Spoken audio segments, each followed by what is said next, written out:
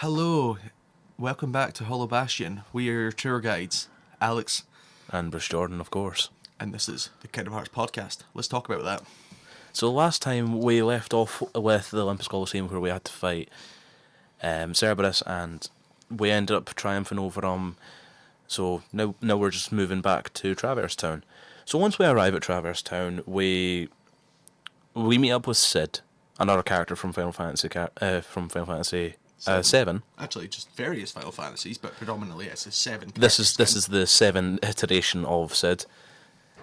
We actually met him previously in Traverse Town, but it was a bit of a moot point. It was This time he actually plays a bit of more of a role where he'll actually allow us to get a warp drive to travel to more worlds, which we actually picked up a piece for that over in Tarzan's world, but we kind of glossed over that as well. Yeah, the puppies are completely optional. They're just The puppies are also optional. That's a they're just completely there for optional thing. They're just there for completionist points. Also, I said gummy, Yeah. not puppy. Oh, okay. Gummy. Yeah. So we picked up a gummy from Tarzan's world, and we took it to Sid and asked, "Well, what is this?" So he's like, "Oh, that's part of a warp gummy. Here, have another one." And then just installed it into our gummy ship so we could actually travel to more places. But before we can leave this time, there is another boss that we have to fight. We actually no, that's not right. He never gave us the gummy. What we had to do was he had to go and find another one. So we rang the bell in Traverse Town, which is like near the top of the thing, because we've now got something called a Red Trinity, which allowed us to do so. So we rang the bell, and out popped in our Heartless that we had to triumph. It's a friendly foe that we've seen before. It's the lovely guard armour that we saw in the first time we got there. This time it's in reverse. This time its feet are now its hands are now its feet, and its body is upside down, and it can actually use it as a cannon, which Yeah. is terrifying, to be honest. Now It's this- actually a really tough boss fight. Yeah, for the first time you fought, you're like, oh yeah, it's kind of easy, yeah. 'Cause This time, no. this time you're like, holy hell, what is this? Yeah, it's a no-hold-bars fight, and once you eventually emerge triumphant over that, you get the other warp gummy. You then take that to Sid. He gives you the warp drive, which allows you to go to other worlds. So moving on from that, You we get then go introduced to back to the Merlin. we get introduced to Merlin at any point whenever you there's By the a fire spell. yeah, you get fire spell immediately as well, so you can go see Merlin if you want. But Merlin's a bit of a side character in this game, sadly. He allows you a place to sort of like hone up on your magics and see He like teaches, how you can do different combos with magic. he teaches you your magic. He's essentially your mage. Well, he's not a playable character, but he helps you to be able to use your magic more efficiently, and also he gives you a book. Yes, And that book is important. That's another world that you can go to. It is the 100-Acre Wood, where you get to meet good old Winnie the Pooh and friends. Winifred. Winifred Pooh. Still baffles me that as a woman. He's not a woman, is he? Yeah, Winnie the Pooh is a girl.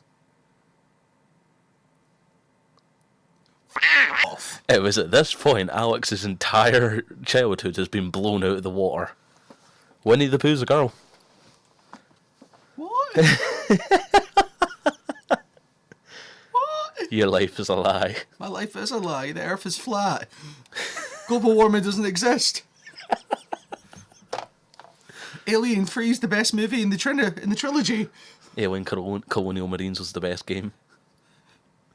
Hayden Christensen was the best Anakin Skywalker ever. Can we not throw shade at various things, please? Okay.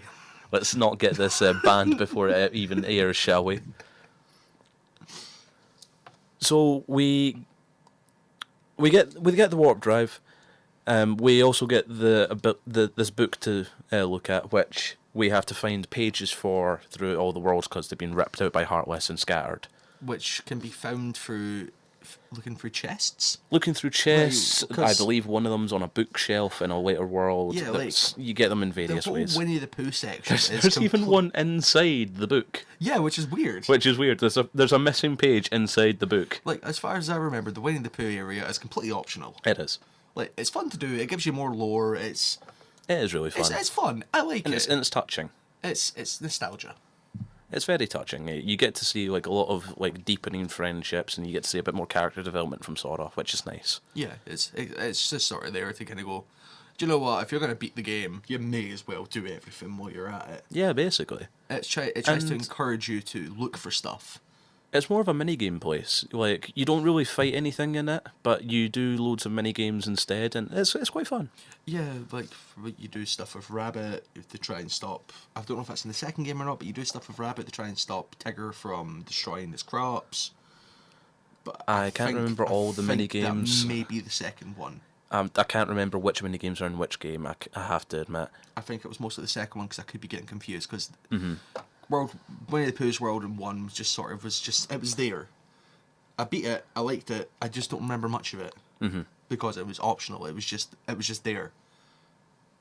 But later in the games, it's still optional, but it's more prevalent in those games. I will say, besides, it's not locked behind a door that you have to figure out a puzzle for. Yeah, or EA Access. Just imagine how different Kingdom Hearts would have been if it was EA who made it.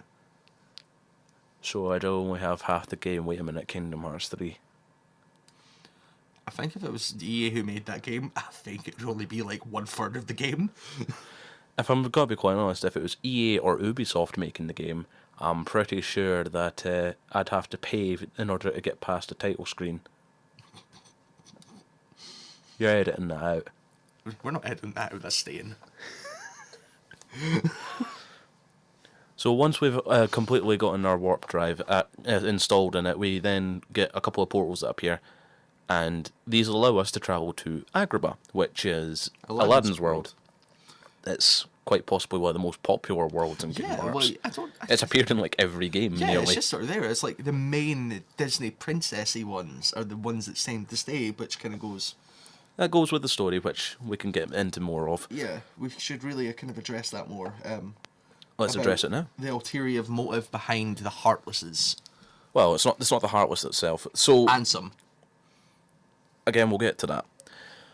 So while we're completing these worlds, occasionally we'll get a cutscene that plays where it's a bunch of the Disney villains all congregated around a table talking about what they should do about Sora. About Sora and about the Heartless that's in their worlds and how they can control them, all that sort of stuff. And a lot of them talk about how they need to get the Princesses of Heart, which is important later on. We'll get to that when we get to that episode. All that matters for now is, we discussed earlier that Alice was kidnapped. She's one of the Princesses of Heart, and that's the reason that she was kidnapped. So now we're going over to Agrabah, where we meet our second princess. This is where we meet Jasmine, of course. Yes. We have to try and save Jasmine from some Heartless that have appeared, and Jafar's also there in the background. So we save Jasmine, and then we eventually meet up with Aladdin, who is asking us to try and help him find a treasure from the Cave of Wonders. So it follows the basic storyline of Aladdin, where Aladdin goes to the cave to try and find the genie so that he can become someone who's actually important, so he can actually be with Jasmine. The usual storyline. Yeah, just implement Aladdin's story. Put Sora in there too. Put Sora in there, and that's what you've got for that world. It's nice. It's a nice take on it. And Genie's there as well. But and of course, it's not Robin Williams. But people hate on the fact who the voice actor was for Genie in that game. I don't mind him. Was it not Homer Simpson? It was Homer Simpson, indeed. I really didn't mind it. I didn't mind it. I don't know what everyone was like, oh, Homer Simpson's the voice of Genie, what can you get Robin Williams? Well, then we'll go back to the argument I made about Brian Blessed, but at least they got someone who can bring out the craziness of what is Genie. Exactly. Like, I didn't mind the fact that it wasn't Robin Williams. Obviously, Robin Williams from my childhood, I would have preferred it if it was him, but I thought they'd still got a good voice actor for him. I honestly did think they did a good job. Genie wasn't exactly a main character in the game, he was a summon. But he was there occasionally just to drop like a fourth wall break and like adding in his crazy humor like he always did. Yeah, but apart from that, you go in there, you just insert the Aladdin story, and that's Agrabah summed up in a nutshell. And of course, the final boss fight of that world being Jafar in his genie form, where Iago, his parrot, is carrying around Jafar's lamp, and you have to try and attack that, as opposed to attacking Jafar, because Jafar's invincible. And then... Which makes it an interesting gimmick for the fight. While Jafar's trying to punch you, you're trying to constantly chase after Iago and get him. And then we've done that, you've beat him, that's... So, here comes the next world. Now, no matter what you choose, you're going to this next world. Because there's 2 pathways that you can choose, but no matter what you choose, you're going to this next world. And this is my least favourite world. Halloween Town? No. It's Monstro! I'm surprised that took you so long to I click. know, I know, it was... Here's the point in the game where you get a whole lot more story.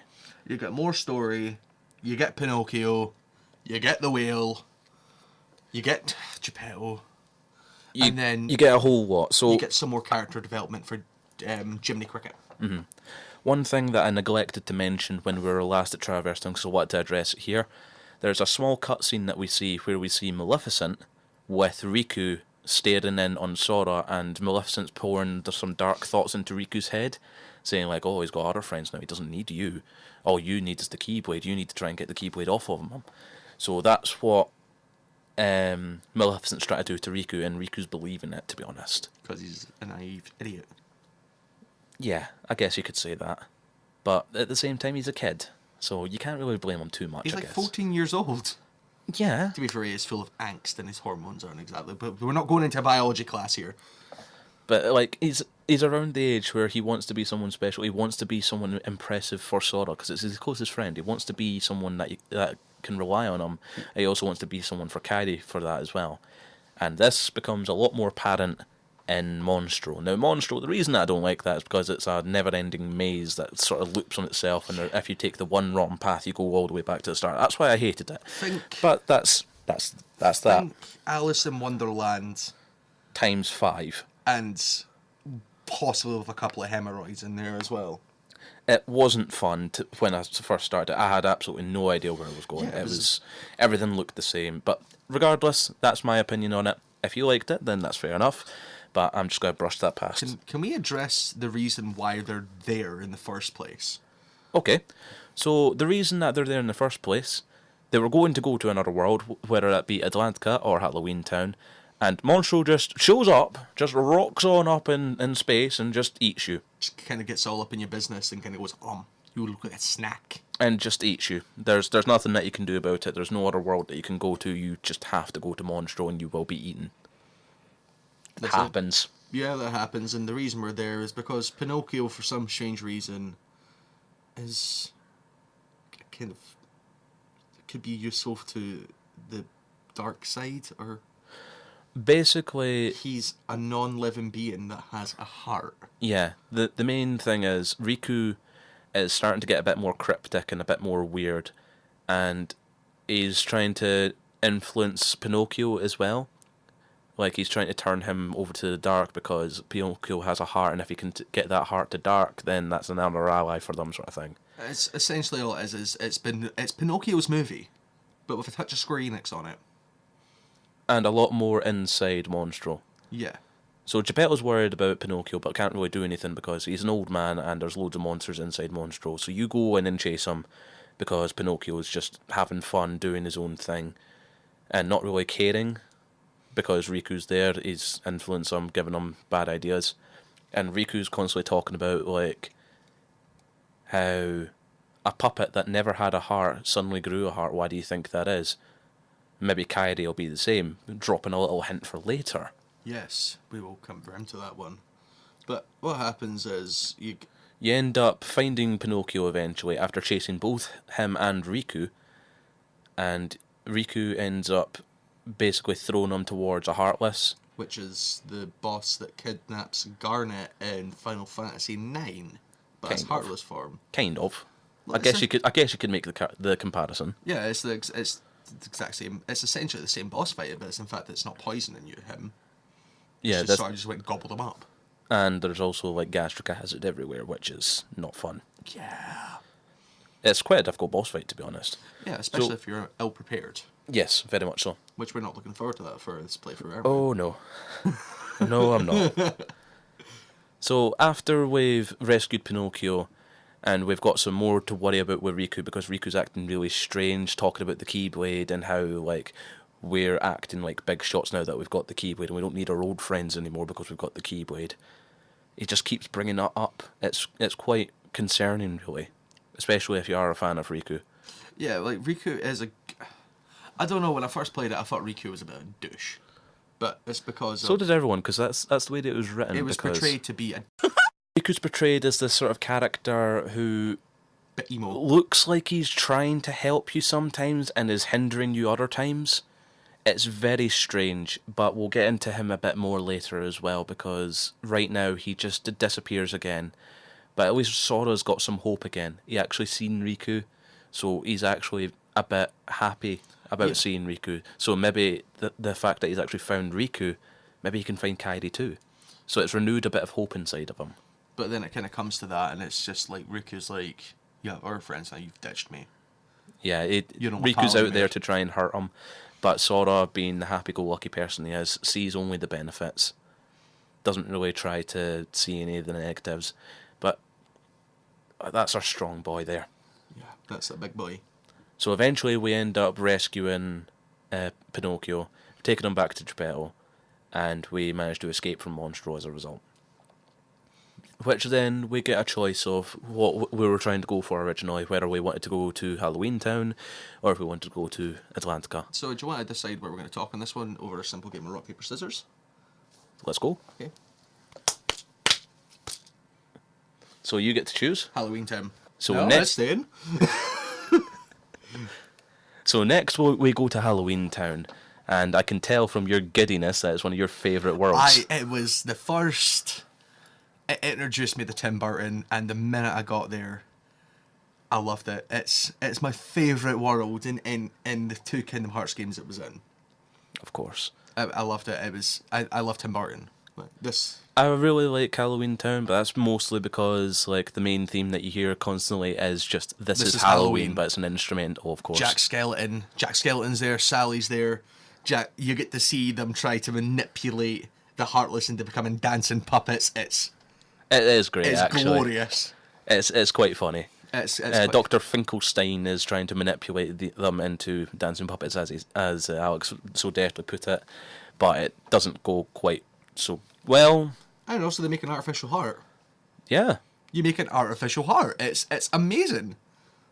Which didn't go quite according to plan. And it also, ended up making a monster. And who else is there? And of course, the big man, Oogie Boogie himself. And these three little... Lock, Shock and Barrel. Lock, Shock and Barrel. I just remember it from Lock, Stock and Two Smoking Barrels. That's how I remember it. But But of course, those three children are there as well, and they are a boss fight. the little...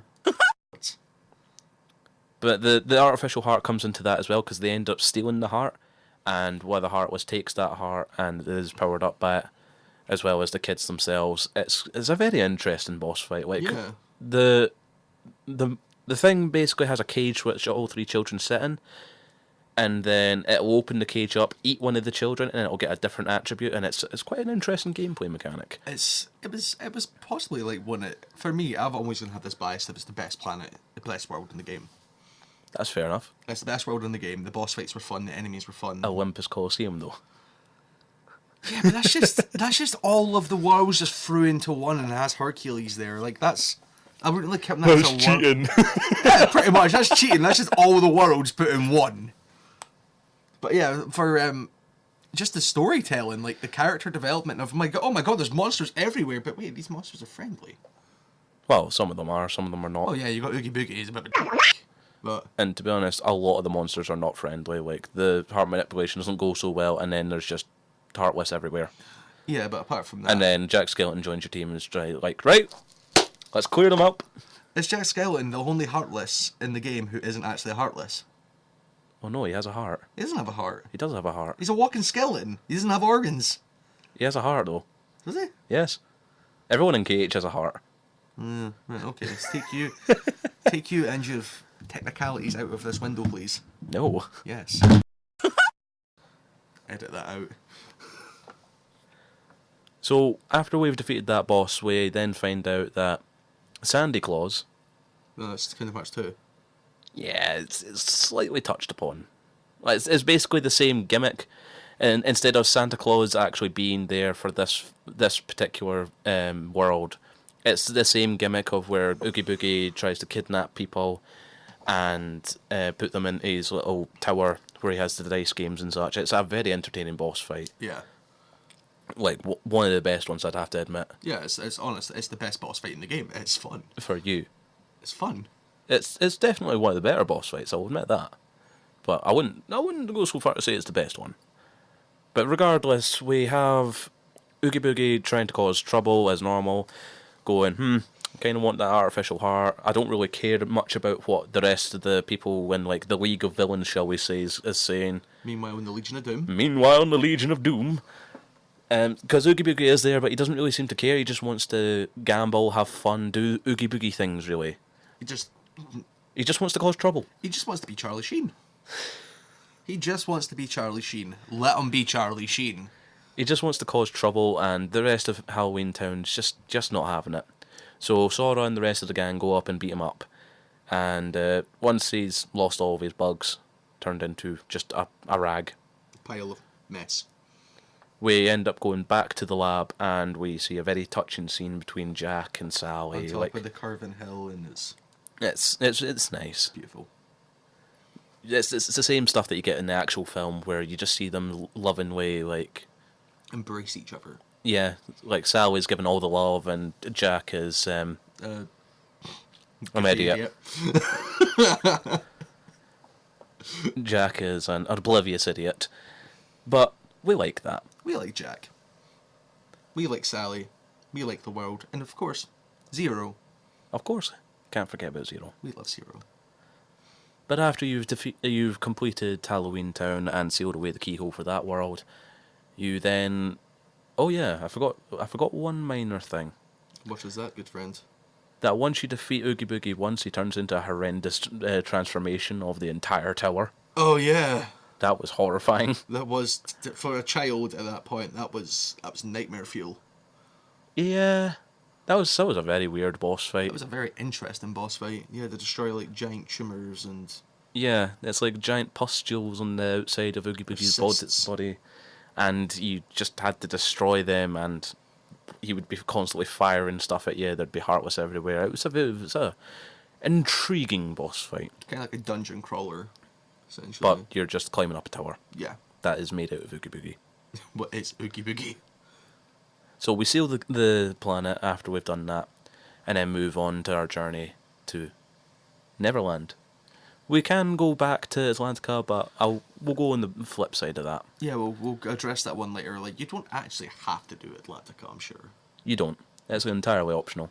Yeah, as long as you do the main ones, then that's fine. But to be honest, it's either you go to Atlantica, then Neverland, or you go to Halloween Town, then Neverland. So it's either one is optional. But Peter, Neverland, it's quite an interesting one. You get to meet, you get certain abilities there. You get a lot more character development and a lot more story plot. Oh, definitely. And there's so much more. The introduction of Kairi. Well, Kairi being back. Kairi's there. But that's something to look forward to for next time. We have been your tour guides today at the Hollowbastion. Enjoy. And until next time, may your heart be your guiding key.